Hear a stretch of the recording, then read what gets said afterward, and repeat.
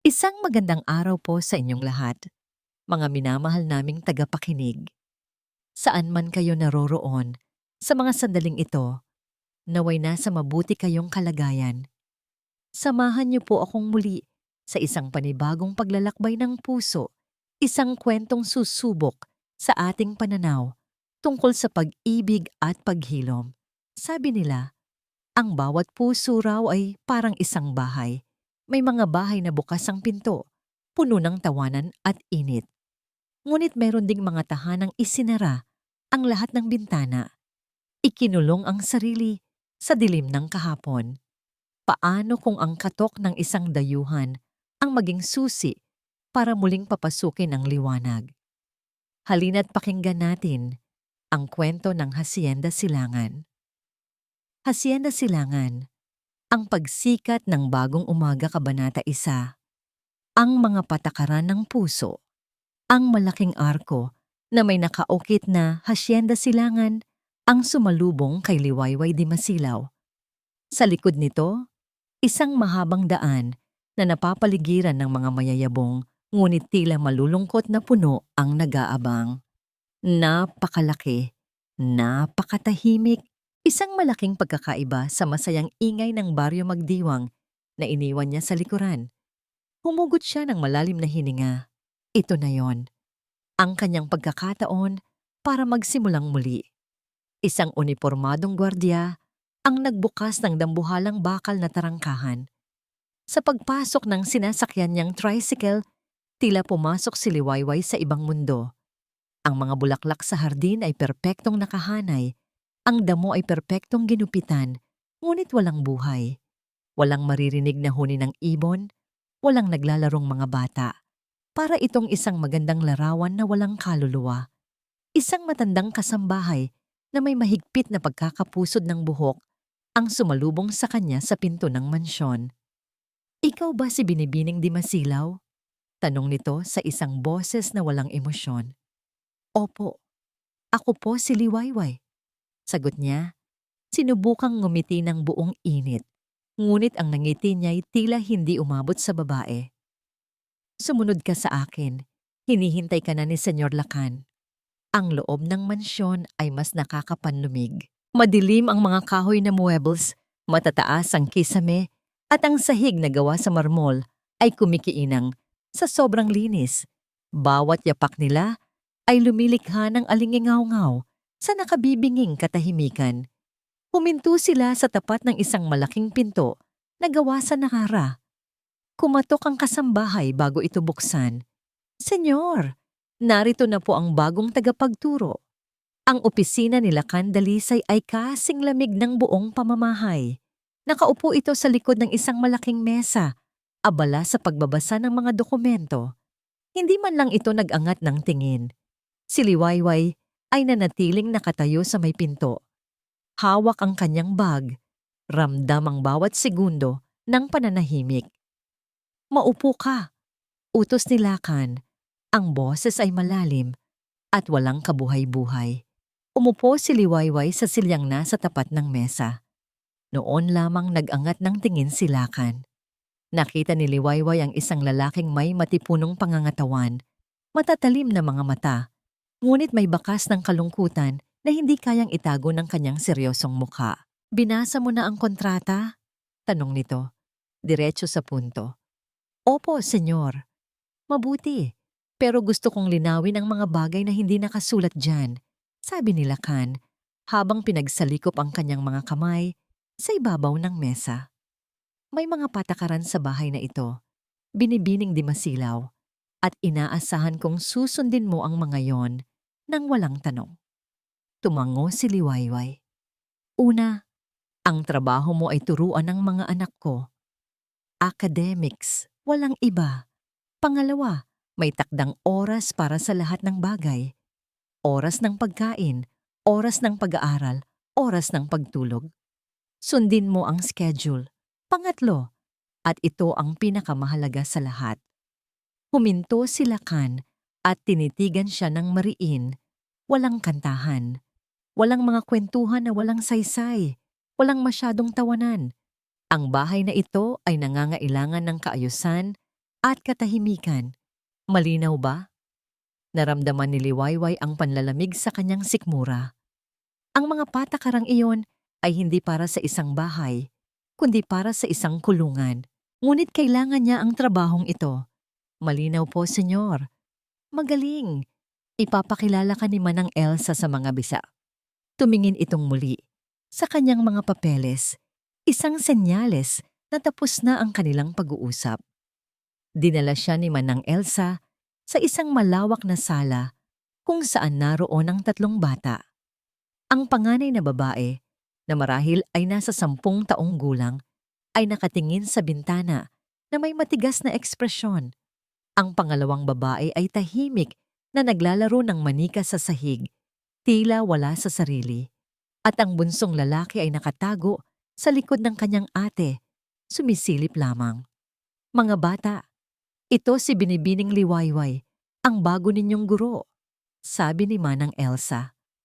Ang panganay ay lumingon, ang mga matay puno ng paghamon. Hindi namin kailangan ng bagong guro. Pag-asa, saway ni Manang Elsa. Ang batang nagngangalang Pag-asa ay nag-iwas ng tingin. Lumapit si Liwayway at lumuhod para maging kapantay nila. Ako si Teacher Liway, sabi niya sa pinakamalumanay na boses. At ikaw, ano ang pangalan mo? Tanong niya sa batang naglalaro. Hindi ito sumagot. Patuloy lang sa pag-aayos ng damit ng manika. Siya si Hiraya, sabi ni Pag-asa. At ito si Diwa. Itinuro niya ang kapatid na lalaki na lalo pang nagtago. Pag-asa, Hiraya. Diwa, Pag-asa, pangarap, kaluluwa. Mga pangalang puno ng buhay, ngunit ang mga batang nagmamay-ari nito ay tila pinagkaitan ng kislap. Ang hapunan ng gabing iyon ang pinakamalungkot na naranasan ni Liwayway.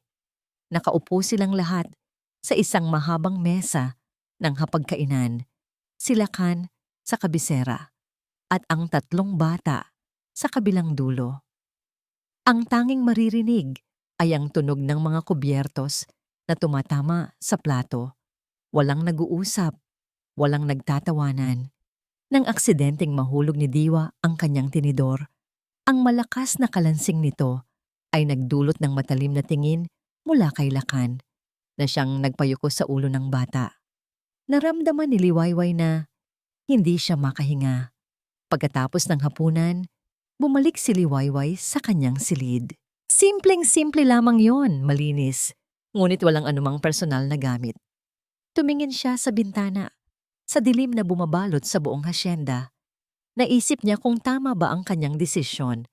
Paano siya magtuturo sa isang lugar kung saan ipinagbabawal ang saya. Nang gabing iyon, habang sinusubukan niyang matulog, may narinig siyang isang mahinang tunog. Isang tunog na pamilyar sa kanya. Isang paghikbi. Tumayo siya at dahan-dahang binuksan ang pinto. Sinundan niya ang tunog na nagmumula sa silid sa dulo ng pasilyo. Ang silid ni Hiraya. Kumatok siya ng marahan. Walang sumagot, ngunit nagpatuloy ang pag-iyak. Pikit mata niyang nilabag ang isa sa mga patakaran. Dahan-dahan, sinimulan niyang awitin ang isang lumang uyayi. Isang kantang pampatulog na itinuro sa kanya ng kanyang ina. Tulog na, bunso, ang gabing tahimik. Ang boses niya'y mahina, nanginginig sa simula, ngunit unti-unting naging matatag. Patuloy siya sa pagkanta sa labas ng nakasarang pinto. Sa kalagitnaan ng kanta, ang paghikbi mula sa loob ay huminto. Isang maliit na tagumpay, isang maliit na sinag ng liwanag. Ngumiti si Liwayway sa sarili. Marahil, may pag-asa pa pala. Ngunit habang siya'y nakatayo roon, sa katahimikan ng pasilyo, isang tunog ang pumutol sa sandali. Isang marahang click na sinundan ng dahan-dahang pagbukas ng isang pinto sa mismong dulo ng pasilyo. Ang pinto ng silid ni Lakan Dalisay. Sa isang bahay na binuo ng mga patakaran at pader, ang isang simpleng awit ay tila isang paglabag. Ngunit sa puso ng ama, na nasanay sa katahimikan ng kalungkutan, anong mas matimbang? Ang pagsunod sa batas na siya ang gumawa o ang pagtigil ng luha ng sarili niyang anak? galit. Iyon ang unang naramdaman ni Lakan Dalisay nang marinig niya ang mahinang pag-awit sa pasilyo. Isang patakaran ang nilabag. Sa unang gabi pa lamang, ang babaeng yon, hinawakan niya ang seradura ng pinto, handang lumabas at putulin ang anumang kalokohan na sinisimulan nito. Ngunit habang dahan-dahan niyang binubuksan ang pinto, isa pang bagay ang napansin niya, o mas tamang sabihing, isang bagay ang hindi niya napansin. Wala na ang paghikbi. Ang pag-iyak ni Hiraya, na tila ba walang katapusan tuwing gabi, ay napalitan ng isang payapang katahimikan. Tanging ang uyayin na lamang ng bagong guro ang maririnig, isang malamyos na himig na tila yumayakap sa buong pasilyo. Natigilan si Lakan, na natili siyang nakatayo sa siwang ng kanyang pinto, nakikinig. At sa isang saglit, dinala siya ng alaala pabalik. Sa mga gabing si Mutya pa ang nagpapatulog sa mga bata. Ang halimuyak ng buhok nito, ang init ng yakap, ang lambing ng kanyang pag-awit, isang matalim na kirot ang tumusok sa kanyang puso. Ipinikit niya ang kanyang mga mata ng mariin. Ang galit na kanina'y nag-aalab ay biglang napalitan ng pagkalito. Ilang taon na niyang sinubukang patigilin ang mga luha ni Hiraya sa pamamagitan ng disiplina at katahimikan, ngunit lahat ay nabigo. Ngayon, itong estrangherong si Liwayway, sa loob lamang ng ilang oras, ay nagtagumpay gamit ang isang bagay na matagal na niyang ipinagbawal sa pamamahay na ito, ang damdamin. Sa halip na lumabas at magalit, dahan-dahan niyang isinara ang kanyang pinto. Walang ingay. Bumalik siya sa dilim ng kanyang silid, ang isip ay gulong-gulo. Kinabukasan, sa hapagkainan, ang tensyon ay mas ramdam pa kaysa dati. Pinanood ni Lakan si Liwayway mula sa kabisera ng mesa. Inaasahan niyang makikita ang takot o pag-aalinlangan sa mukha nito, ngunit sa halip ay isang kalmadong determinasyon ang naroon. Nagsimula ang agahan sa karaniwang katahimikan, ngunit hindi ito nagtagal. Alam niyo ba, nagsimula si Liwayway sa isang mahinang boses, tila ba nangangapa.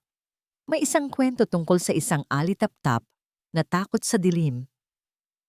Agad na nag-angat ng tingin si Lakan, handang sawayin ito. Walang mga kwentuhan na walang saysay. Iyon ang patakaran. Ngunit bago pa man niya maibuka ang kanyang bibig, nakita niya ang isang bagay na nagpatigil sa kanya. Si Diwa, ang kanyang bunso, ang pinakatahimik sa lahat, ay nakatingin kay Liwayway ng may buong atensyon. Ang mga mata nito, na laging nakayuko, ay ngayon ay nakatuon sa guro. Nagpatuloy si Liwayway. Iniisip ng alitaptap, paano siya makikita ng iba kung lahat sa paligid niya ay madilim? Pero sabi ng nanay niya, "Anak, hindi mo kailangan ng liwanag mula sa iba. Dahil ang liwanag ay nasa loob mo na." At sa mga sandaling iyon, isang himala ang nangyari sa Hacienda Silangan. Isang maliit, halos hindi mapansing pagbabago sa gilid ng labi ni Diwa. Isang ngiti. Hindi ito isang malakas na tawa, ngunit isang tunay na ngiti. Ang unang nangiti na nakita ni Lakan sa mukha ng kanyang anak sa loob ng 2 taon. Para siyang sinaksak sa dibdib. Isang halo ng saya at sakit. Bakit siya, ang ama, ay hindi na kayang ibigay iyon? Hindi na siya nakapagsalita. Hinayaan niyang matapos ni Liwayway ang kwento. Hinayaan niyang manatili ang muong ngiti sa labi ni Diwa. Biglang, ang katahimikan ng umaga ay binasag ng busina ng isang sasakyan sa labas. Maya-maya pa, bumukas ang pinto ng mansyon at pumasok ang isang babaeng nakasuot ng isang mamahaling bestida. Dala-dala ang mga regalong nakabalot sa makikinang na papel. "Lakan, mga bata, Tita Amaris is here." Si Amaris Roches ang pinsan ng yumaong si Mutya. Laging dumarating ng walang pasabi, laging may dalang ingay at artipisyal na sigla. "Tita," bati ng mga bata nang walang sigla. "Oh, Lakan, you look so tired," sabi ni Amaris. Lumapit at humalik sa kanyang pisngi. Amoy na amoy niya ang mamahaling pabango nito. Kaya nga dumaan ako.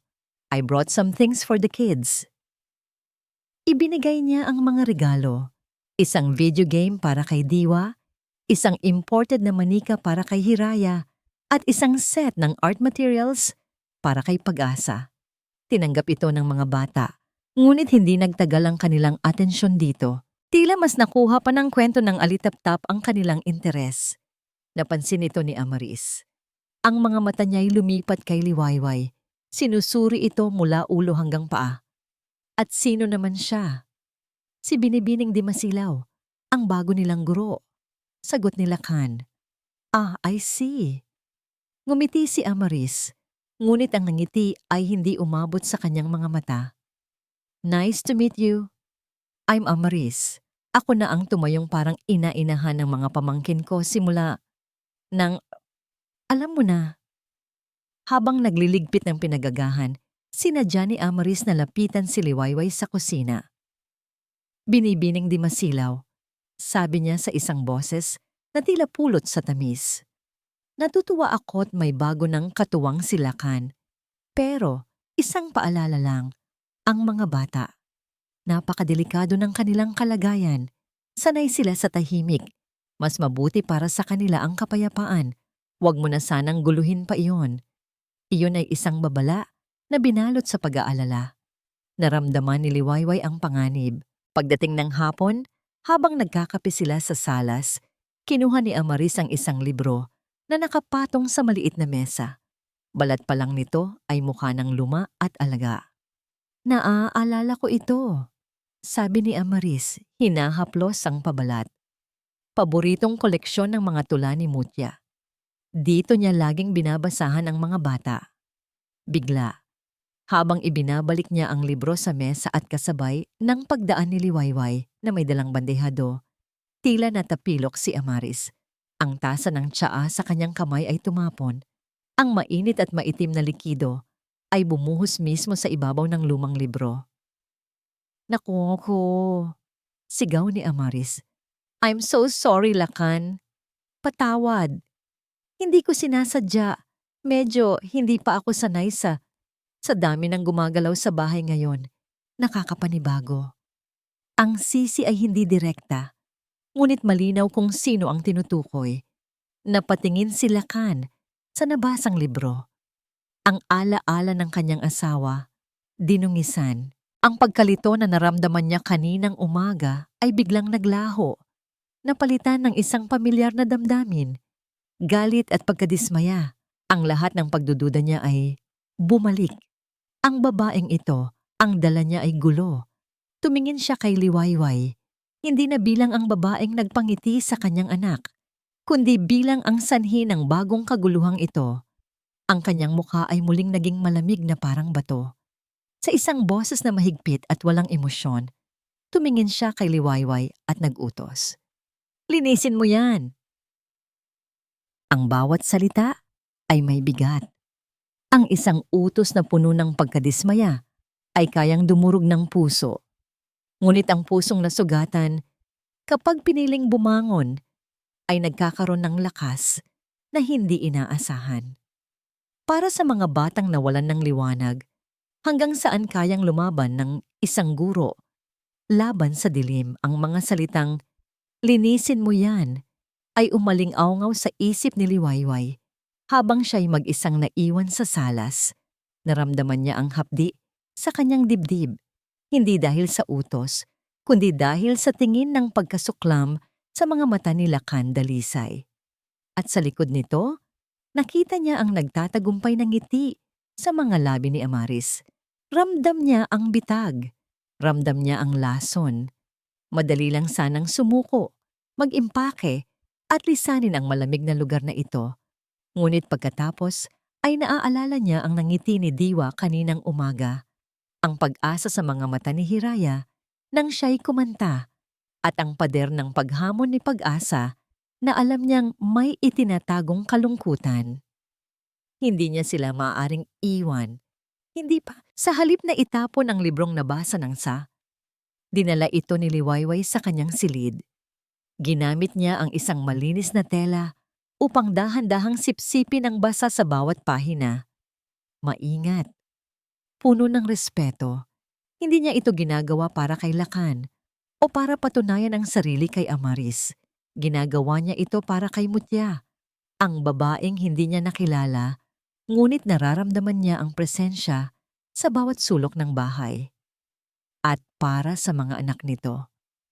Habang pinapatuyo niya ang bawat pahina, tila ba binubura niya rin ang galit sa kanyang puso. Pinalitan ito ng isang matibay na determinasyon. Kinabukasan, alam ni Liwayway na hindi niya kayang magturo sa loob ng mga pader ng mansyon na tila ba sumisipsip ng lahat ng saya. Kailangan nila ng hangin, kailangan nila ng araw. Ngayong araw, sabi niya sa mga bata pagkatapos ng agahan, ang klase natin ay gaganapin sa labas. Nagulat ang mga bata. Maging si Manang Elsa ay napatingin. Sa hardin, pagpapatuloy ni Liwayway, ngumingiti. Pag-aaralan natin ang tungkol sa mga bulaklak. Si Hiraya at Diwa ay nagpakita ng kaunting sigla sa kanilang mga mata. Ngunit si Pag-asa ay humalukip-kip. Ayoko, mainit sa labas. Sige lang, Pag-asa. Kung magbago ang isip mo, nandoon lang kami. Sagot ni Liwayway ng mahinahon. Hindi niya ito pinilit. Dinala niya si Hiraya at Diwa sa malawak na hardin. Tulad ng mansyon, ito ay perpekto ngunit walang buhay. Ang mga bulaklak ay nakatanim sa mga tuwid na linya. Pinaghiwalay ayon sa kulay, tila mga sundalong nagmamartsa. Umupo sila sa damuhan.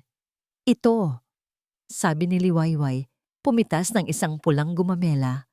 Alam niyo ba, ang gumamela ay pwedeng gawing bula, tulad ng sasabon. Itinuro niya kung paano durugin ang dahon at bulaklak sa kaunting tubig para makagawa ng maliliit na bula. Sa unang pagkakataon, isang tunay na tawa ang kumawala mula kay Hiraya habang hinahabol niya ang mga bulang lumilipad. Maging si Diwa ay napapalakpak. Mula sa bintana ng kanyang opisina, narinig ni Lakan ang tunog na yon. Isang tunog na matagal nang nawala sa hasyenda. Ang tawa ng kanyang mga anak. Sumilip siya. Nakita niya si Liwayway. Nakaupo sa damuhan, napapaligiran ng kanyang dalawang anak. Nakita niya ang saya sa kanilang mga mukha. Isang bagay ang kumurot sa kanyang puso. Ang pader na binuo niya sa paligid ng kanyang damdamin ay tila nagkaroon ng maliit na lamat. Sa isang iglap, isang ngiti ang muntik ng sumilay sa kanyang mga labi.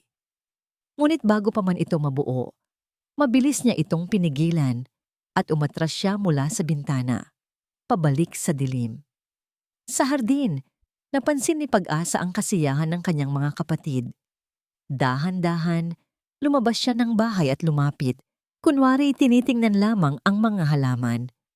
Alam mo ba, Pag-asa, sabi ni Liwayway, tila hindi napapansin ang pag-aatubili ng bata. Ang sampagita, ang paboritong bulaklak ng nanay niyo. Natigilan si Pag-asa. Paano mo nalaman? May mga larawan niya sa loob ng bahay.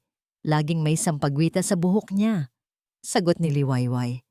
At ang halimuyak nito, ito raw ang simbolo ng dalisay na pagmamahal.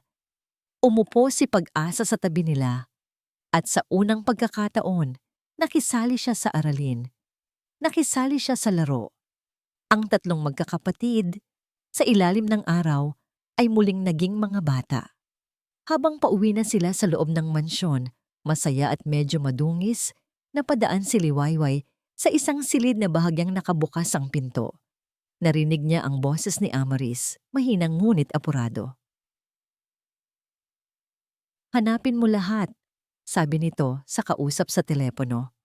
Kahit ano, ang dati niyang pinagtrabahuan sa Maynila. Kailangan kong malaman kung bakit siya umalis doon. Kailangan ko ng alas laban sa kanya. Sige na, bilisan mo. Mabilis na isinara ang pinto. Nanlamig si Liwayway. Kinumpirma nito ang kanyang hinala. Hindi aksidente ang nangyari kahapon. Ito ay isang digmaan at si Amaris ay gagawin ang lahat para manalo. Kinagabihan, habang pinapatulog ni Liwayway ang mga bata, gamit ang isa na namang kwento, isang katok ang narinig niya sa pinto. Si Lakan. Binibining di masilaw, "Maaari ba kitang makausap sa labas?" Sumunod si Liwayway palabas sa hardin. Ang puso niya'y kumakabog. Gabi na, at tanging ang liwanag mula sa buwan ang nagsisilbing ilaw nila. Inaasahan niyang sasawayin siya muli. Ngunit sa halip, itinuro ni Lakan ang isang hanay ng mga rosas na puti. "Ang mga rosas na yan," sabi niya sa isang boses na mas malambot kaysa sa dati. "Ang rosas de mucha, paborito niya sa lahat. Siya mismo ang nagtanim niyan." Ito ang unang pagkakataon na binanggit ni Lakan ang pangalan ng kanyang asawa sa harap ni Liwayway. Isang sandali ng koneksyon, isang sandali ng pagiging bukas. Tumingin si Liwayway sa mga mata ni Lakan at sa unang pagkakataon, hindi galit o lamig ang nakita niya, kundi isang malalim na pangungulila. "Maganda po sila." Halos pabulong na, sabi ni Liwayway. "Oo," sagot ni Lakan, katulad niya. Ang sandaling iyon, ang payapang katahimikan sa pagitan nilang dalawa, ay biglang pinutol ng isang matinis na boses. "Lakan, nandyan ka lang pala. Kanina pa kita hinahanap." Si Amris. Lumabas ito mula sa dilim, may dalang isang brown na folder. Ang nangiti sa kanyang labi ay matamis, ngunit ang kanyang mga matay matalim na nakatutok kay Liwayway bago bumaling kay Lakan. "Pasensya na sa abala," sabi ni Amaris. Ang boses ay puno ng pekeng pag-aalala. Itinaas niya ang folder. "Pero sa tingin ko, kailangan mong makita ito. Ito ay tungkol sa nakaraan ni Binibining Di Masilaw. May mga anino na kahit gaano katagal nang lumipas, ay nananatili pa rin. At may mga lason na kapag pumatak sa isang sugatang puso, mabilis kumalat. Ang isang folder na puno ng kasinungalingan sa kamay ng isang taong takot ng muling magtiwala ay maaaring maging isang sandata ng tuluyang pagwasak."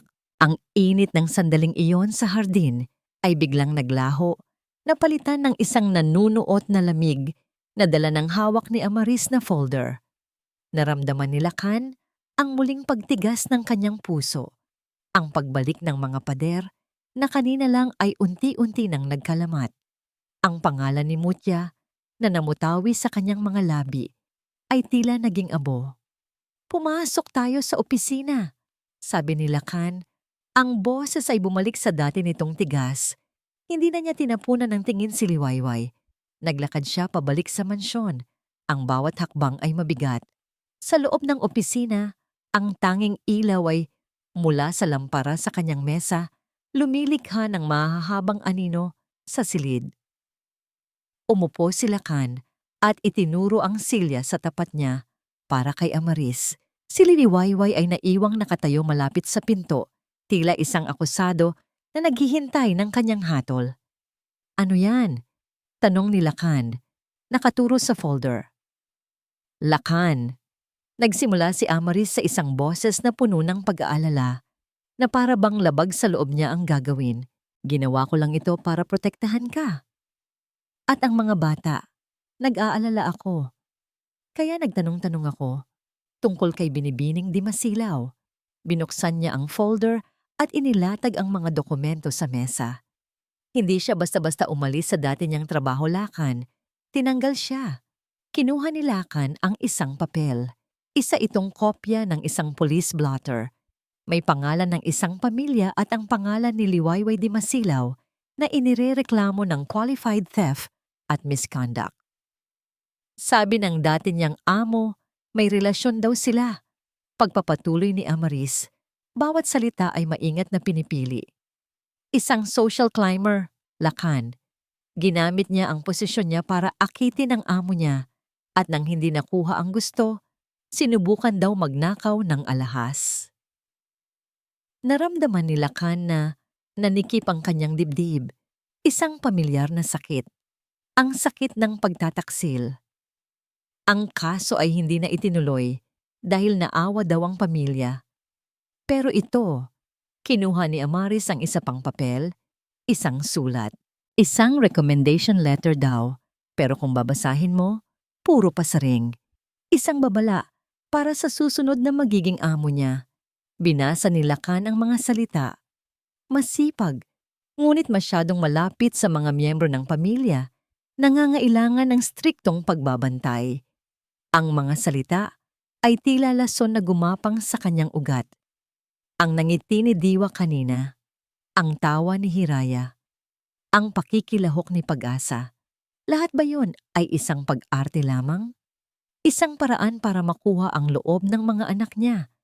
Para makuha ang loob niya? Ang sandali sa hardin, ang pag-uusap nila tungkol kay Mutya. Lahat ba yon ay kalkulado? Ang takot na matagal na niyang ibinaon ay muling nabuhay.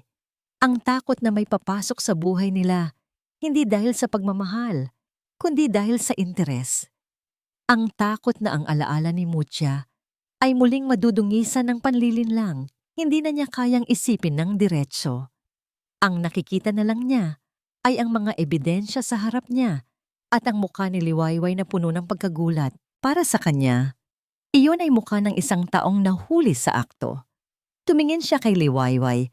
Ang mga mata niya'y walang emosyon, malamig na parang yelo. Itinulak niya ang folder sa ibabaw ng mesa. Totoo ba ito? Tanong niya. Ang boses ay mahinahon, ngunit may bigat na parang bato. Napatingin si Liwayway sa mga papel at pagkatapos ay sa kanya. Nakita niya ang pangingilid ng luha sa mga mata nito. Senyor Lakan, hindi po ganyan ang nangyari. Isa pong pag-aakusa na walang katotohanan. Pinaratangan lang po ako. Sumagot ka lang sa tanong ko. Putol ni Lakan. Oo o hindi. May nangyari bang ganito sa dati mong trabaho? Opo, pero hindi na niya pinatapos. Ang opo na yon ay sapat na. Para sa kanya, ang anumang paliwanag ay mga dahilan na lamang. Ang nakikita niya ay hindi ang isang babaeng nasasaktan. Ang nakikita niya ay isang actress na mahusay gumanap. Isang manggagamit na nagtangkang pasukin ang kahinaan ng kanyang pamilya. Manang Elsa, sigaw niya. Agad na pumasok ang matandang kasambahay. Mula ngayon, utos ni Lakan habang nakatingin pa rin kay Liwayway. Si Binibining Di Masilaw ay hindi na maaaring lumabas ng silid-aklatan at ng kanyang kwarto. Ang pagtuturo sa mga bata ay gagawin lamang sa loob ng library. Walang paglabas sa hardin. Walang pagkakwento sa hapagkainan. Walang anumang personal na interaksyon. Naiintindihan mo ba? Ang bawat salita ay tila isang latigo na humahampas sa hangin. Senyor, parang awa niyo na. Bigyan niyo po ako ng pagkakataong magpaliwanag. Pagmamakaawa ni Liwayway, ang mga luha ay tuluyan ng bumagsak sa kanyang pisngi. Ang mga bata? Ang mga anak ko ay trabaho mo lang, sagot ni Lakan. Tumayo na siya para ipakita na tapos na ang usapan. Gawin mo ang trabaho mo, walang labis, walang kulang. Tumalikod na siya, hindi na kayang tingnan ang mukha nito. Ngunit sa pagtalikod niya, narinig niya ang mahihinang boses mula sa bahagyang nakabukas na pinto ng opisina. Papa, nilingon niya. Nilingon. Nakatayo roon ang kanyang tatlong anak. Ang mga muka ay puno ng takot at pagkalito. Narinig nila ang lahat. Bumalik kayo sa mga kwarto niyo, utos ni Lakan. Ngunit si Pag-asa, ang pinakamatapang sa tatlo, ay humakbang pasulong. Nakatingin siya kay Lakan nang may galit sa kanyang mga mata. Hindi totoo yan. Mabait si Teacher Liway. Sigaw nito. Ang sigaw na yon ay tumama kay Lakan nang mas malakas kaysa sa anumang sampal. Ang katotohanan sa boses ng kanyang anak laban sa katotohanan na nasa mga papel. Ang kanyang puso ay naguluhan. Ngunit ang takot ay mas malakas. Ang pangangailangan na maging tama, na protektahan ang pamilya sa paraan na alam niya ay nanaig. Sa halip na harapin ang mga mata ng kanyang anak, ginawa niya ang tanging bagay na kaya niyang gawin. Lumakad siya patungo sa pinto at isinara ito ng malakas. Ang malakas na kalabog ay nagpatigil sa lahat, nag-iwan ng isang mabigat at nakasusukang katahimikan sa loob ng opisina. Sa isang bahay na pinaghaharian ng takot at pagdududa, ang bawat isa ay tila bilanggo. Ang isa ay bilanggo ng mga pader ng kanyang silid. Ang isa naman ay bilanggo ng kanyang sariling katahimikan. Ngunit kung minsan, sa pinakatahimik na sulok, doon matatagpuan ang mga lihim na may kakayahang magpalaya sa lahat. Ang silid-aklatan ay naging kulungan ni Liwayway.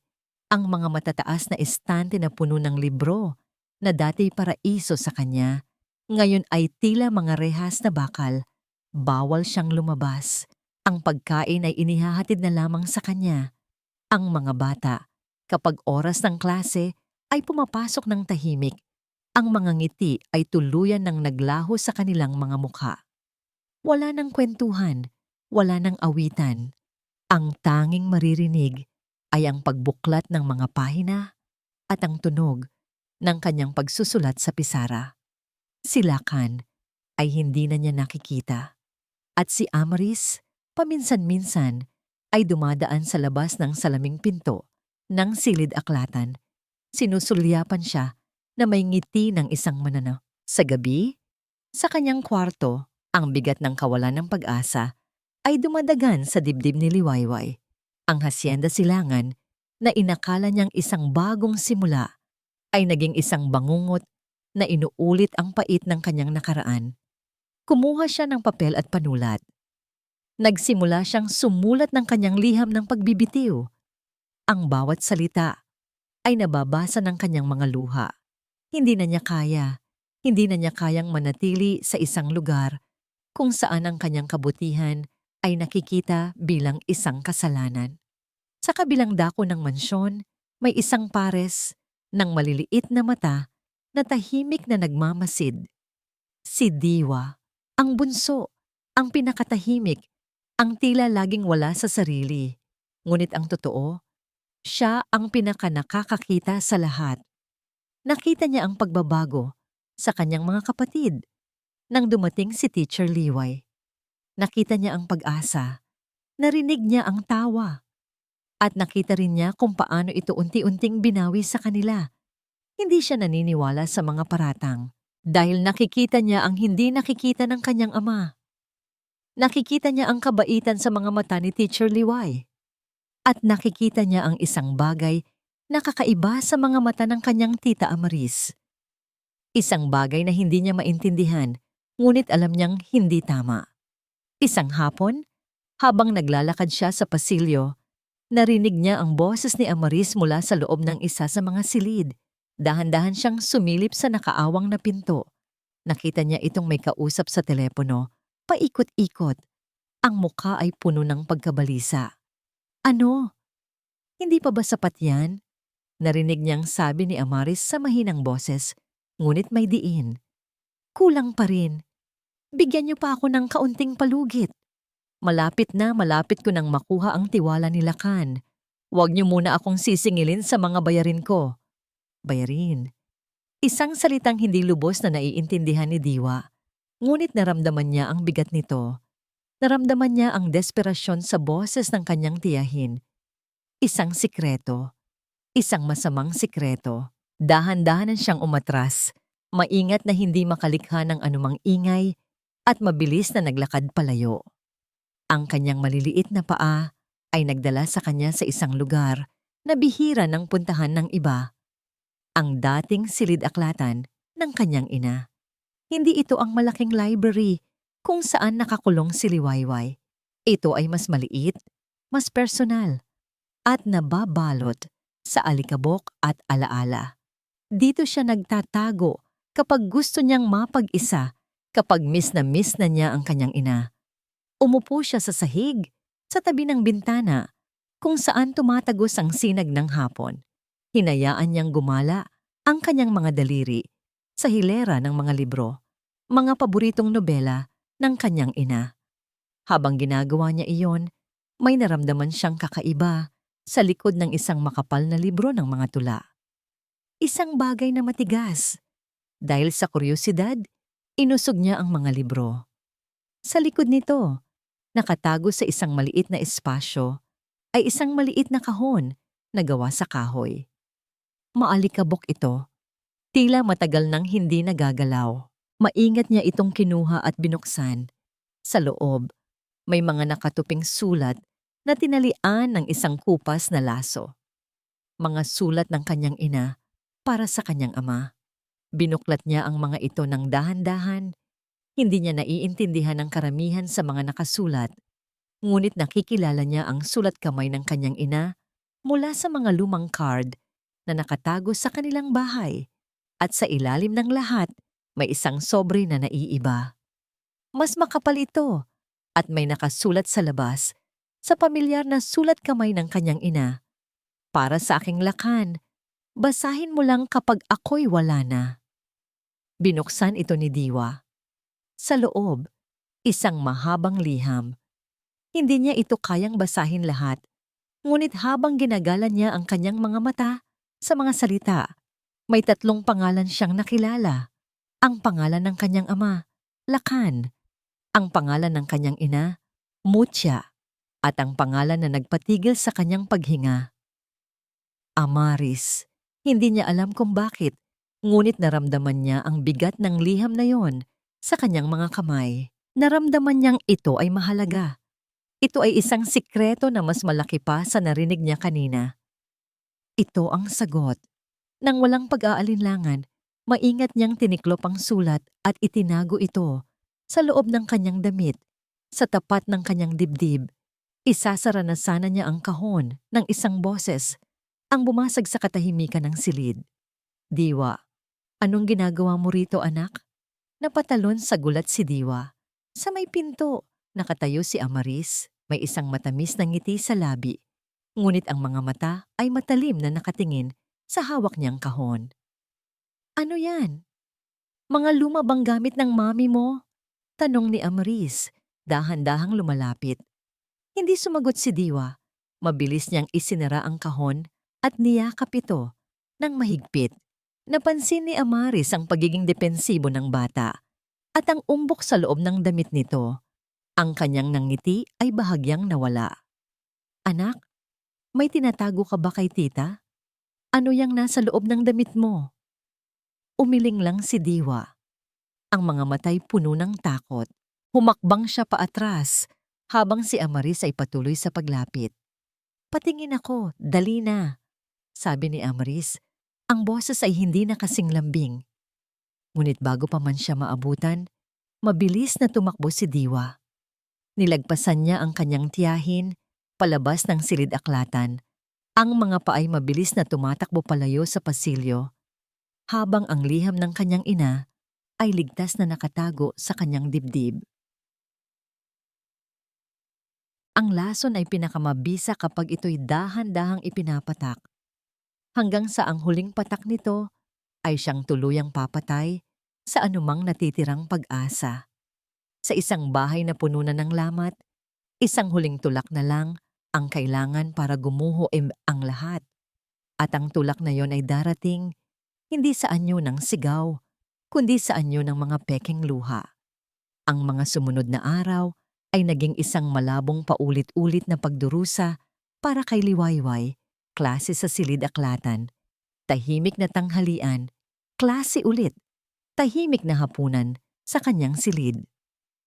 Ang tanging koneksyon niya sa mga bata ay ang mga mata nilang puno ng lungkot at mga tanong na hindi masabi. Ang sigla na minsan niyang dinala sa hasyenda ay tuluyan ng namatay. At sa bawat araw na lumilipas, mas lalong nagiging kampante si Amaris. Palagi na siyang nasa mansyon, umaarting siya na ang may bahay, nagbibigay ng mga utos sa mga kasambahay, at sinusubukan kunin ang loob ni Lakan sa pamamagitan ng pag-aalala na halata namang pagkukunwari. Naramdaman ni Liwayway na malapit na ang katapusan. Nakahanda na ang kanyang resignation letter sa ibabaw ng kanyang mesa. Hinihintay na lang niya ang tamang pagkakataon, ang huling lakas ng loob para iabot ito at tuluyan ng umalis.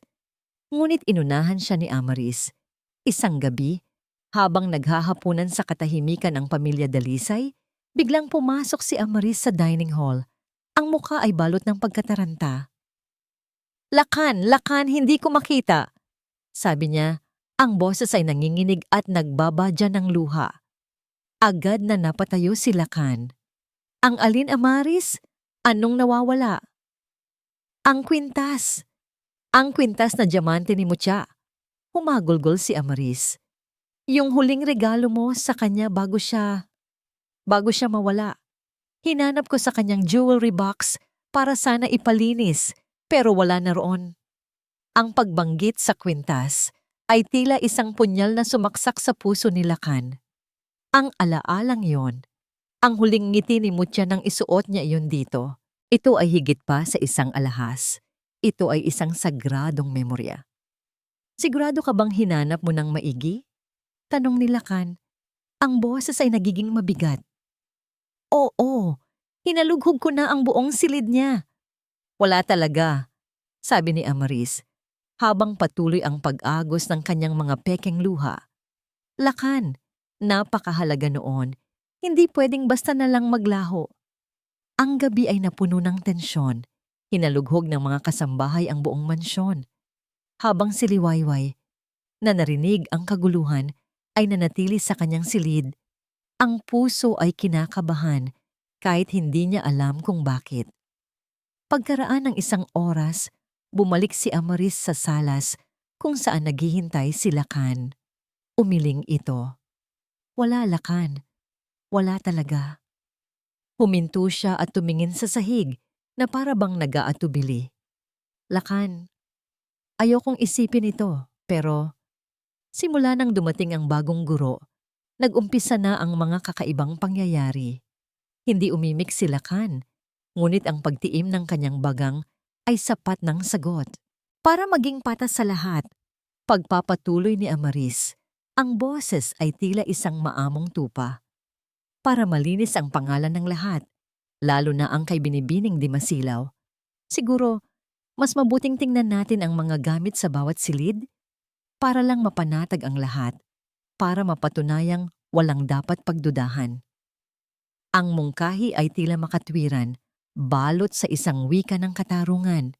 Si Lakan, napagod na sa gulo, at desperadong mahanap ang huling alaala ng kanyang asawa, ay tumango. "Gawin niyo."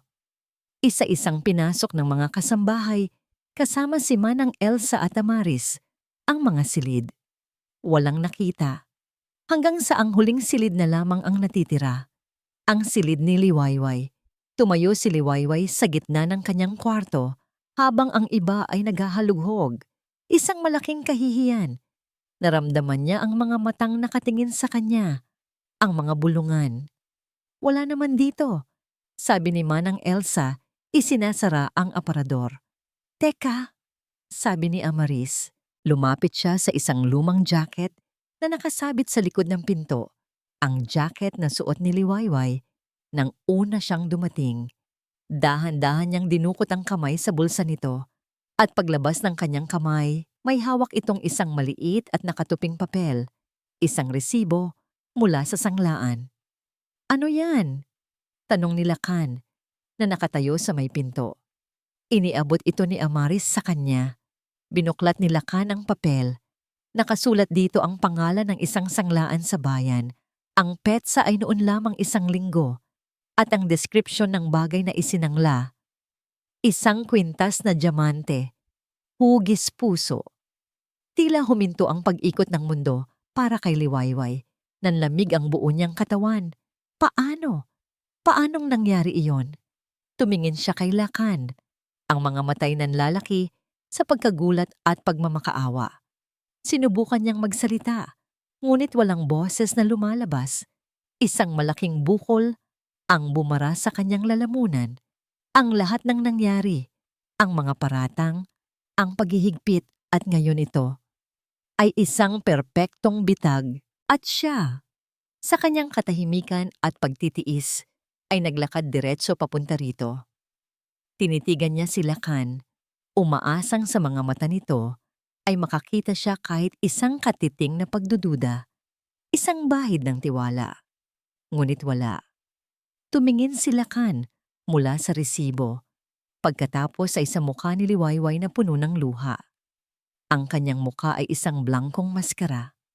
Ang lahat ng init, lahat ng pag-asa, lahat ng lamat sa kanyang pader ay tuluyan ng naglaho, napalitan ng isang malamig at matigas na desisyon. Sa isang boses na kasing lamig ng yelo at kasing bigat ng isang hatol, sinabi niya ang mga salitang tuluyang dumurog sa puso ni Liwayway. Umalis ka na. May mga gabing ang langit ay tila nakikidalamhati. Ibubuhos nito ang lahat ng luha, sasabayan ng kulog, ang bawat tibok ng pusong nagsisisi. Kapag ang liwanag ay tuluyan ng pinalayas, ang tanging maiiwan sa naghahari-harian sa dilim ay isang kahariang walang laman. Mula sa bintana ng kanyang opisina, pinanood nila Kandalisay ang pag-alis ni Liwayway. Ang maliit nitong figura ay naglalakad palayo sa mahabang daan ng hasyenda. Walang payong, dala lamang ang isang maliit na bag na naglalaman ng lahat ng pag-aari nito. Bawat patak ng malakas na ulan na humahampas sa kanya ay tila isang dagok din sa puso ni Lakan. Isang dagok na hindi niya gustong aminin. Isinara niya ang kurtina. Ginawa ko ang tama. Bulong niya sa sarili. Sinusubukang kumbinsihin ang sarili. Pinrotektahan ko lang ang pamilya ko. Ngunit ang katahimikang bumalot sa mansyon matapos isara ang tarangkahan ay hindi ang katahimikang hinahangad niya. Hindi ito ang payapang kaayusan na kanyang ipinaglaban. Ito ay ang katahimikan ng isang puntod. Malamig, mabigat, walang buhay. Umakyat siya sa ikalawang palapag. Nakasara ang mga pinto ng silid ng kanyang mga anak. Kumatok siya sa pinto ni Pag-asa. Mga anak, tapos na ang gulo. Sabi niya sa malumanay na boses na pilit. Hindi na siya babalik. Walang sumagot. Kumatok siyang muli. Pag-asa? Hiraya? Biglang, isang boses ang sumagot mula sa loob. Hindi boses ng isang bata, kundi boses na puno ng galit at sakit na hindi pa niya naririnig mula sa kanyang panganay. Ayaw na namin sa'yo, Papa.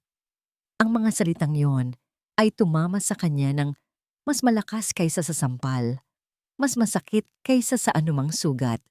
Napaurong siya mula sa pinto na parabang napaso. Ang pintong iyon, na dati simbolo lang ng privacy, ngayon ay isang pader na itinayo sa pagitan nila. Isang pader na siya mismo ang nagbigay ng dahilan para maitayo. Tumalikod siya. Ang bigat ng kabiguan ay pasan-pasan niya. Naglakad siya sa mga pasilyo ng kanyang sariling bahay na ngayon ay tila naging dayuhan sa kanya. Ang bawat sulok ay nangungusap sa kanya ng kanyang pagkakamali. Ang salas, kung saan una niyang narinig ang kwento ng alitaptap. Ang hardin sa labas, kung saan niya nakita ang kanyang mga anak na tumawa. Ang silid-aklatan, na naging kulungan ng isang inosenteng tao. Ang saya, ang liwanag, ang pag-asa. Lahat ng iyon ay dumating kasama ni Liwayway at lahat ng iyon ay umalis kasama niya. Pumasok siya sa kanyang opisina at umupo sa kanyang silya, ang trono ng kanyang kapangyarihan. Ngunit ngayong gabi, hindi niya naramdaman ang kapangyarihan. Ang naramdaman niya ay ang pag-iisa. Sa ibabaw ng kanyang mesa, sa tabi ng mga dokumento, nakalagay ang kwintas na diamante ni Mutya. Kinuha ito ni Amaris mula sa baul ng mga lumang damit. Sinabing doon daw siguro na iligpit ng kasambahay ng hindi sinasadya. Isang milagro, sabi niya. Isang himala. Tinitigan ni Lakan ang alahas. Kumikinang ito sa ilalim ng ilaw ng lampara. Ngunit may mali. May pakiramdam na hindi tama. Bakit ngayon lang ito nakita? Bakit tila napakadali para kay Amaris na tapusin ang lahat? At ang nangiti ni Amaris kanina nang paalis na si Liwayway? Hindi iyon ngiti ng ginhawa, kundi ngiti ng tagumpay. Ang mga salita ni Pag-asa ay bumalik sa kanya. Mabait si Teacher Liway.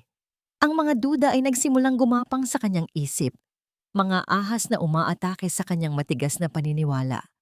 Paano kung, paano kung nagkamali siya? Isang malalim na pagsisisi ang nagsimulang umusbong sa kanyang dibdib, isang damdaming matagal na niyang kinalimutan.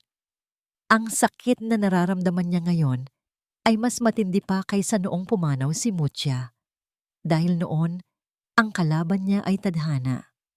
Ngayon, ang kalaban niya ay siya mismo. Habang siya'y nakayuko sa kanyang mesa, ang muka ay nakasubsob sa kanyang mga palad, isang mahinang tunog ang kanyang narinig. Ang pagbukas ng pinto ng kanyang opisina, nag-angat siya ng tingin. Nakatayo roon si Diwa, ang kanyang bunso. Ang mukha nito ay blangko, walang emosyon, ngunit ang mga mata nito ay may bigat na hindi nababagay sa isang bata. Dahan-dahang lumakad si Diwa palapit sa mesa. Walang salitang namutawi sa bibig nito. Itinaas nito ang kanyang maliit na kamay at mula sa loob ng kanyang damit, inilabas nito ang isang luma at lukot-lukot na liham. Inilapag niya ito sa ibabaw ng mesa, sa harap mismo ni Lakan. Tiningnan ni Lakan ang sulat, pagkatapos ay ang kanyang anak. Ano to, Diwa? Tumingin si Diwa diretso sa kanyang mga mata.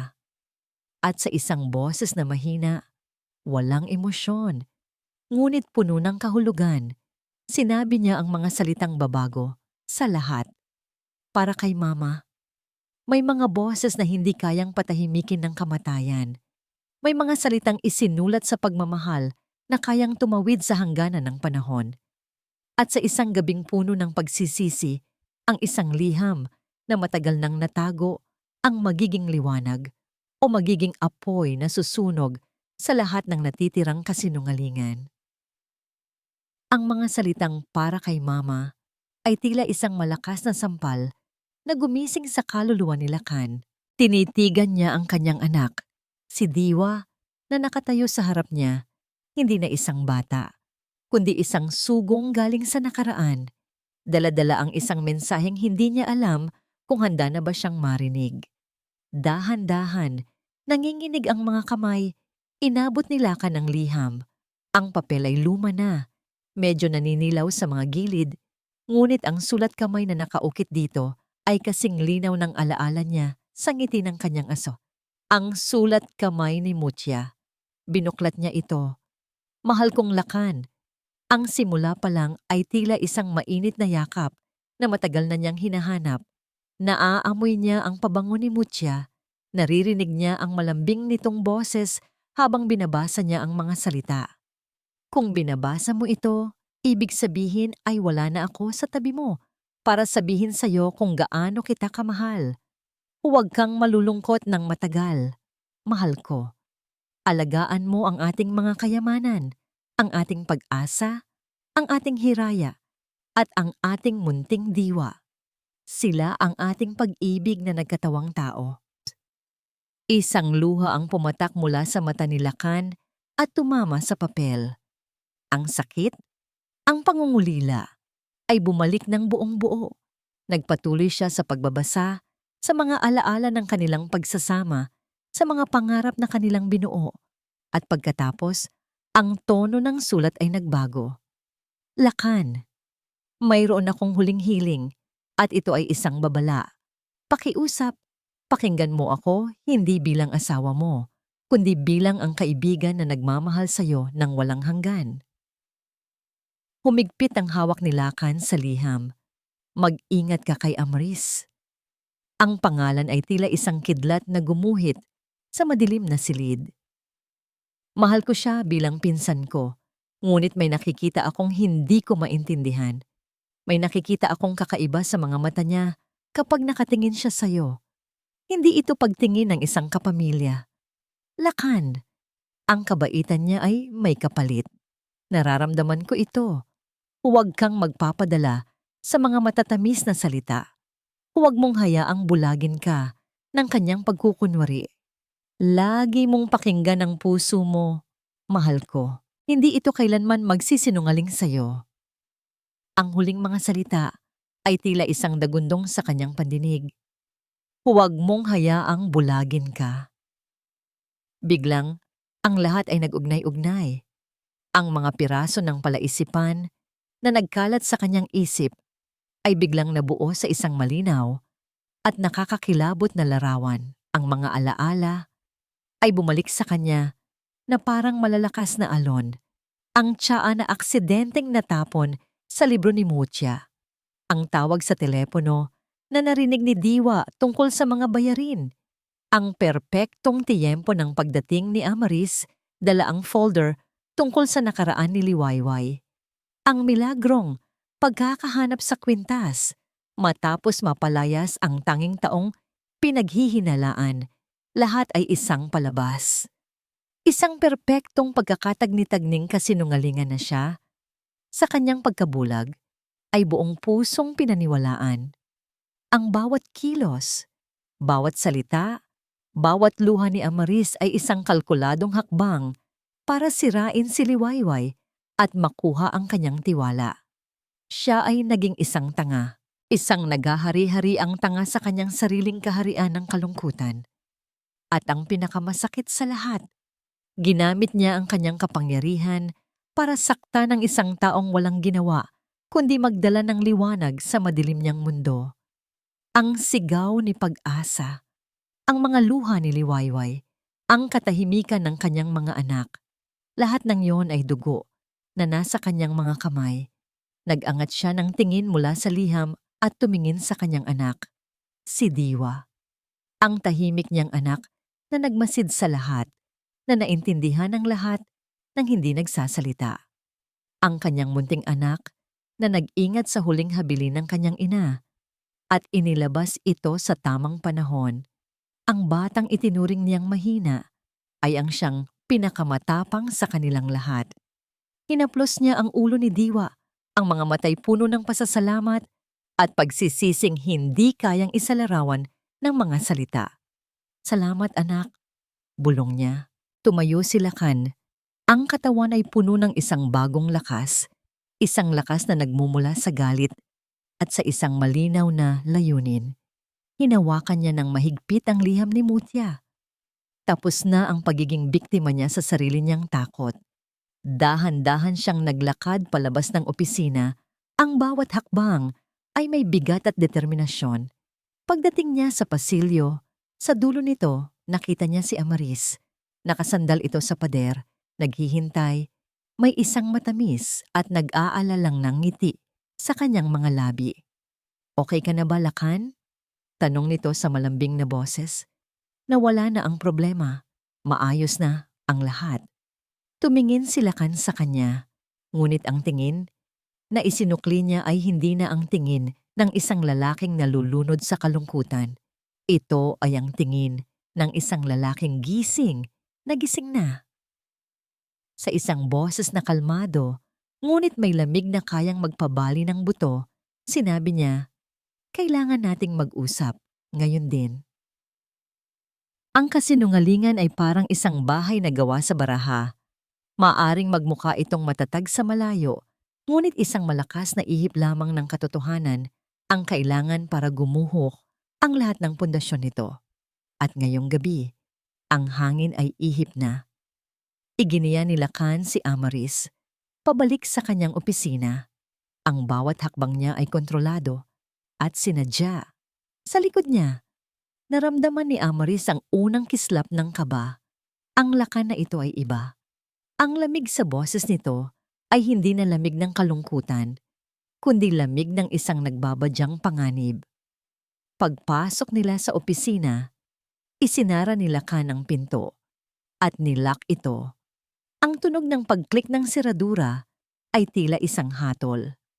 Lakan, ano bang nangyayari? Tinatakot mo ako? Sabi ni Amaris. Sinusubukang panatilihin ang kanyang imahe ng isang nag-aalalang biktima. Hindi sumagot si Lakan. Sa halip, lumakad siya patungo sa kanyang mesa. Dahan-dahan, na para bang isang sagradong bagay, inilapag niya ang luma at lukot na liham sa ibabaw ng makintab na kahoy. Nakita ni Amaris ang pamilyar na sulat kamay. Nanlaki ang kanyang mga mata. Saan mo nakuha yan?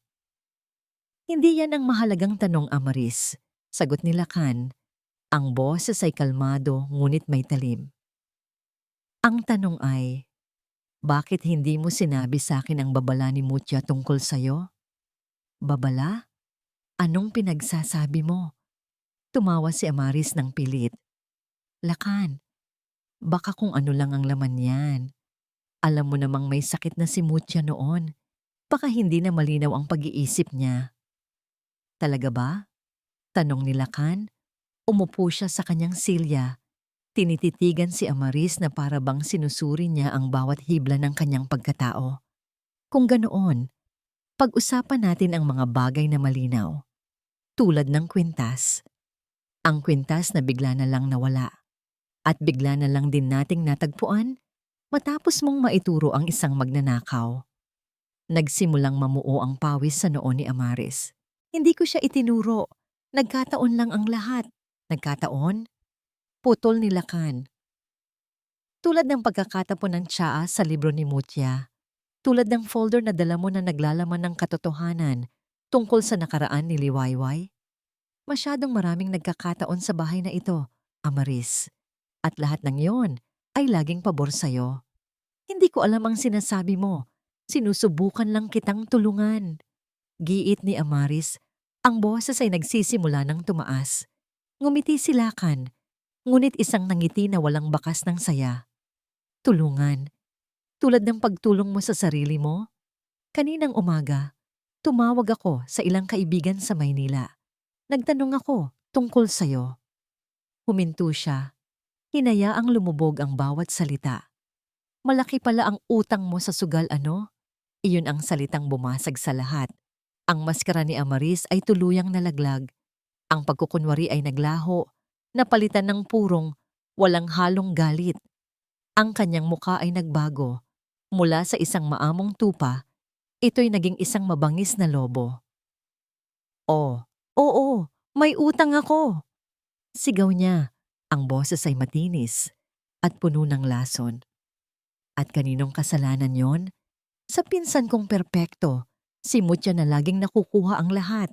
Ang atensyon, ang yaman, ang pagmamahal. Ikaw na dapat ay sakin. Napatayo siya, itinuturo si Lakan. Ako ang mas matagal nang nagmamahal sa'yo. Ako ang nandyan bago pa siya dumating. Pero sino ang pinili mo? Siya. Ang mahina, ang sakitin, ang walang kwentang si Mutya. At ako, naiwan sa anino niya habang buhay. Ang bawat salita ay puno ng inggit at pait na naipon sa loob ng maraming taon. Kaya oo, ginawa ko ang lahat dahil karapat-dapat ako sa buhay na ito. Ako dapat ang may bahay ng Hacienda Silangan. Ako dapat ang asawa mo. Hindi ang pipitsuging guro na yon na nagdala lang ng gulo. Hindi kumibo si Lakan. Hinayaan niya lang itong ilabas ang lahat ng dumi sa kanyang puso. At habang nakikinig siya, hindi galit ang naramdaman niya, kundi isang malalim at nakalulunod na awa. Awa para sa isang taong binalot ng inggit. At awa para sa sarili niya na naging bulag sa ganitong uri ng kasamaan. Nang matapos si Amaris, humihingal. Ang tanging maririnig sa silid ay ang tunog ng ulan at ng kanyang sariling paghagulgol. Kalmado, pinulot ni Lakan ang telepono sa kanyang mesa. Sinong tinatawagan mo? Tanong ni Amaris. May takot na sa kanyang boses. Nag-dial si Lakan. Manong Lito, sa guardhouse. Oo. Pakiakyatan niyo dito sa opisina ang 2 gwardiya. Mayroon lang akong ipapahatid palabas. Lakan, hindi mo pwedeng gawin sa akin to. Pagmamakaawa ni Amaris, ang galit ay napalitan ng desperasyon. Pamilya tayo. Tapos na tayo, Amaris, sabi ni Lakan. Ibinaba ang telepono. Tumingin siya rito sa huling pagkakataon, hindi na bilang kapamilya, kundi bilang isang dayuhan. Ang pamilya ay hindi naninira. Ang pamilya ay hindi nagtataksil. Dumating ang mga gwardya. Sa isang senyas mula kay Lakan, hinawakan nila ang braso ni Amaris. Nagpumiglas ito, nagsisigaw ng mga sumpa at panunumbat, ngunit wala na itong epekto. Dinala siya palabas ng opisina, pababa ng hagdan, ang kanyang mga sigaw ay unti-unting humina, hanggang sa tuluyan ng naglaho, nilamon ng ingay ng ulan sa labas. Naiwan si Lakan sa katahimikan ng kanyang opisina. Tapos na ang digmaan. Ngunit hindi pa siya panalo dahil ang pinakamahalagang nawala sa kanya ay wala na sa hasyenda. Kinuha niya ulit ang telepono at tinawagan ang intercom sa kusina. Si Manang Elsa ang sumagot. "Manang," sabi ni Lakan. Ang boses ay nagbabalik sa pagiging mahina, puno ng pagsisisi at pagkaapura. Si Liwayway, saan siya nagpunta? May sinabi ba siya kung saan siya pupunta? Nagkaroon ng sandaling katahimikan sa kabilang linya. Bago sumagot si Manang Elsa, ang boses ay puno ng lungkot. "Senyor," ang sabi niya po sa akin kanina, sasakay siya ng huling bus paalis ng probinsya. Bukas na bukas po ng umaga. Napatingin si Lakan sa orasan na nakasabit sa pader. Halos maghahating gabi na. Sabi nila, ang pagsisisi ay laging nasa huli. Ngunit kung minsan, ang pagsisisi rin ang nagiging gasolina para habulin ang isang bagong umaga.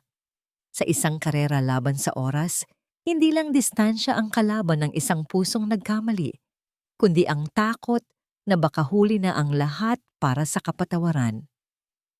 Walang sinayang na sandali si Lakan. Pagkatapos ng tawag, kinuha niya ang susi ng kanyang sasakyan at tumakbo palabas ng mansyon, hindi na alintana, ang malakas pa ring ulan.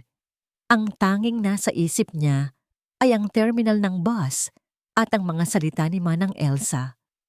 Huling bus paalis ng probinsya, habang pinapatakbo niya ang sasakyan sa madilim at basang kalsada. Ang bawat pagkakamali niya ay paulit-ulit na naglalaro sa kanyang isipan. Ang malamig niyang mga salita, ang kawalan niya ng tiwala, ang sakit sa mga mata ni Liwayway nang sabihin niyang umalis ka na. Bawat alaala ay isang matalim na karayom na tumutusok sa kanyang budhi. Hindi niya alam kung ano ang sasabihin niya kapag nakita niya ito. Hindi niya alam kung paano hihingi ng tawad sa isang kasalanang napakalaki. Ngunit alam niyang kailangan niyang subukan. Samantala, sa malamig na terminal ng bus sa bayan, nakaupo si Liwayway sa isang mahabang bangkong bakal. Yakap-yakap niya ang kanyang maliit na bag, nanginginig sa ginaw at sa pait ng kanyang nararamdaman. Ang ulan sa labas ay tila walang katapusan, isang perpektong salamin ng agos ng luha na kanina pa niya pinipigilan. Wala na siyang babalikan.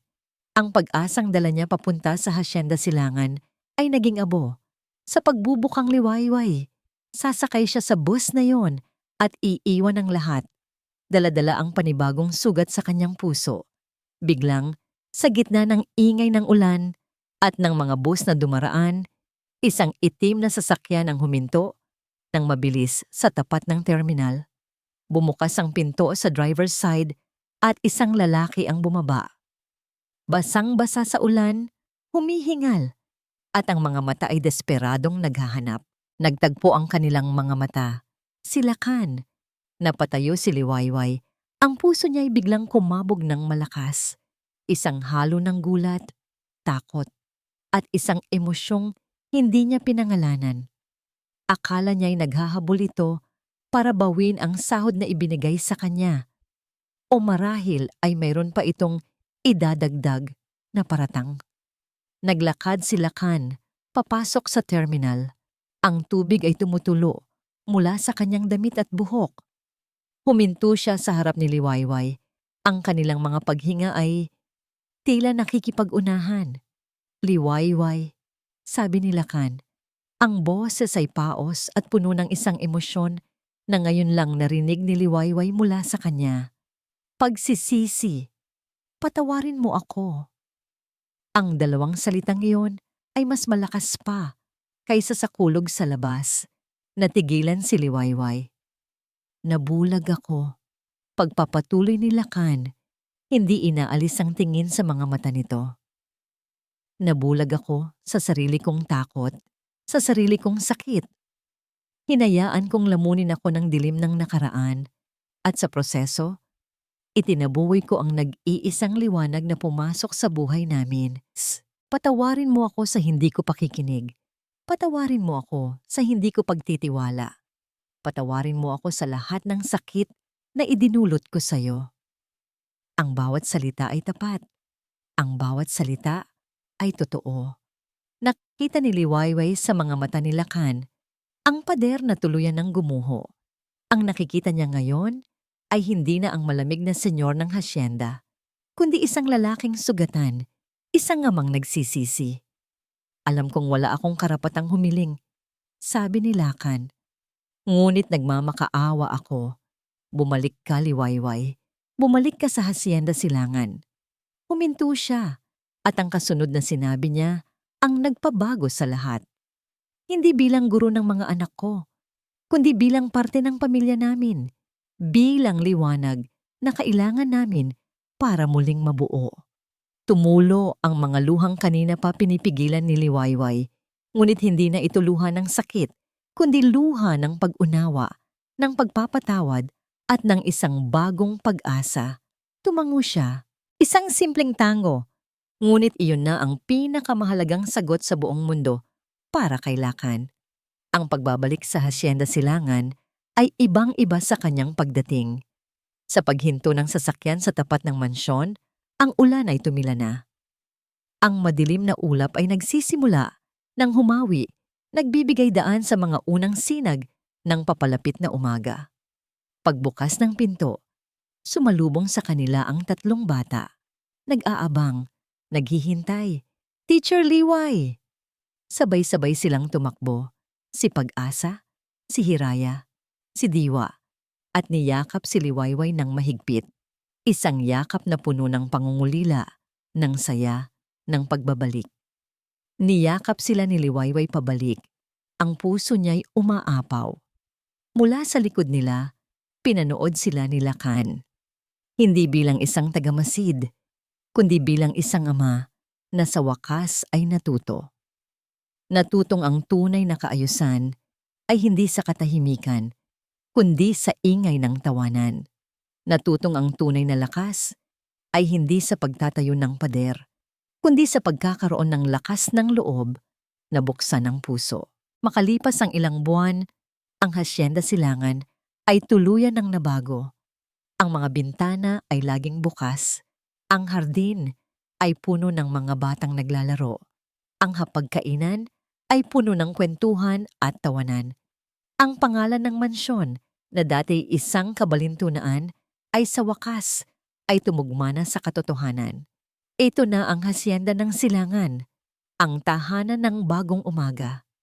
Isang hapon, habang naglalaro ang mga bata sa hardin, magkatabing nakatayo si Lakan at Liwayway sa ilalim ng puno ng mangga. Pinapanood sila. Inabot ni Lakan ang kamay ni Liwayway at pinisil ito. Salamat, bulong niya. Para saan? Tanong ni Liwayway, nakangiti. Salamat, sabi ni Lakan. Tinitingnan ang mga mata nito na sumasalamin sa sikat ng araw. Salamat sa pagbabalik ng liwanag. At dito po nagtatapos ang kwento ni Lakan at Liwayway at ang muling pagsikat ng araw sa Hacienda Silangan. Mula po sa kaibuturan ng aking puso, isang taos-pusong pasasalamat sa inyong paglalakbay kasama namin sa bawat kabanata. Isang karangalan ang samahan kayo sa loob ng mga pader ng Hacienda Silangan kung saan sabay-sabay nating naramdaman ang lamig ng kalungkutan at nasaksihan ang init ng isang bagong pag-asa. Habang binubuo ko ang kwentong ito, ang bawat salita ay may kaakibat na dasal. Isang dasal na sana'y maramdaman ninyo ang bawat emosyon, ang sakit ni Lakan, ang katatagan ni Liwayway, at ang katahimikan ng mga batang uhaw sa pagmamahal. Ito ay hindi lamang isang kwento ng pag-ibig, kundi isang salamin ng ating sariling mga laban sa buhay. Sana po, Ang kwento ng Hacienda Silangan ay nagsilbing isang paalala sa ating lahat. Isang paalala na gaano man kadilim ang kahapon, laging may pag-asang hatid ang bukang liwayway. Na ang tunay na katapangan ay hindi nasusukat sa pagtatayo ng matataas na pader para protektahan ang ating sarili, kundi sa pagkakaroon ng lakas ng loob na buksan muli ang ating mga puso para magpatawad, magtiwala at umibig muli. Ngayon, nais ko namang marinig ang inyong tinig. Aling bahagi ng kanilang paglalakbay ang pinakatumatak sa inyo? Ano ang aral na inyong baon-baon mula sa kwentong ito? Ang inyong mga saloobin ay napakahalaga at siyang nagbibigay buhay at kulay sa bawat kwentong aming inihahandog. Hanggang sa ating muling pagkikita sa susunod na paglalakbay ng puso. Maraming salamat po sa inyong pakikinig. Pagpalain nawa kayo at ang inyong mga mahal sa buhay